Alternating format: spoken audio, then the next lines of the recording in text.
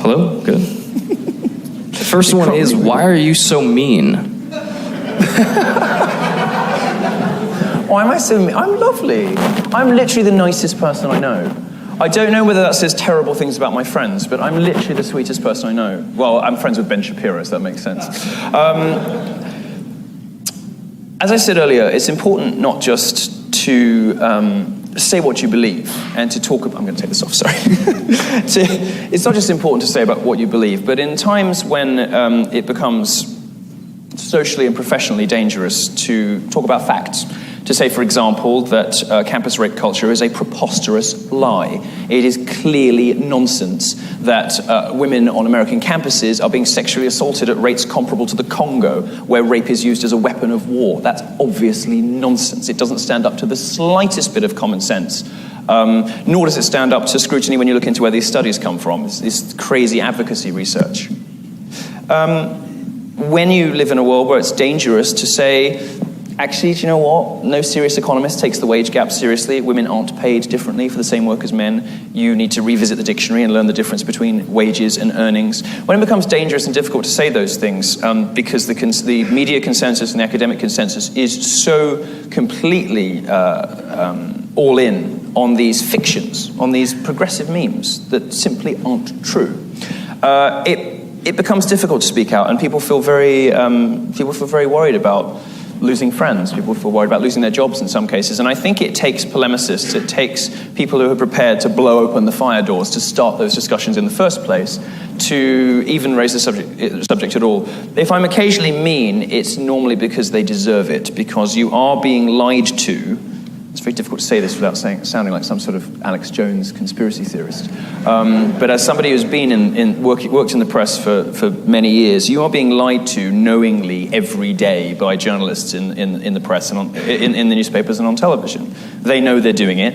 They do it anyway. They do it because the primary purpose of journalism has stopped being telling the truth, explaining the world as it really is, and has begun to become virtue signaling to their peers about what nice people they are. And this sort of narrative over fact type of journalism, this description of the world as it ought to be, or description of these scary worlds that don't exist, because they sort of tell an important story even if the facts aren't right. Well, these things damage the very people they're supposed to help. If you look at all of the rape reporting on campuses, for instance, well, every single one that I've ever heard of has turned out to be fake. UVA, Columbia, all of them.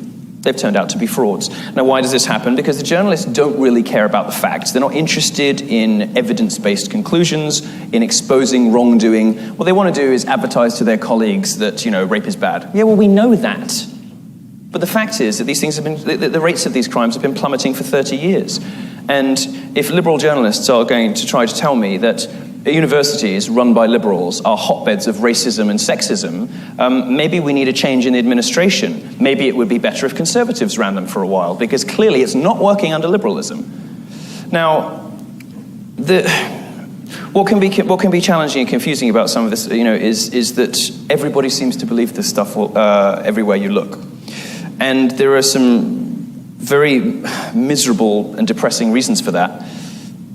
Intellectual inquiry, the purpose of which is to broaden horizons, not narrow them, seems to have been thrown out at a lot of universities and in a lot of, particularly in liberal arts colleges and particularly in non-science subjects. And journalists who were never told no at college, never told, that's not what the facts say. Now, these students have graduated and become journalists. They're in their 30s. They're still bitter and angry about it, but they're describing a world that doesn't exist.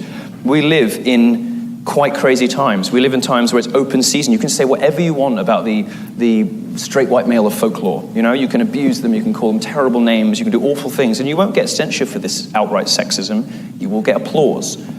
In those circumstances, I think being mean is the least that I could be doing.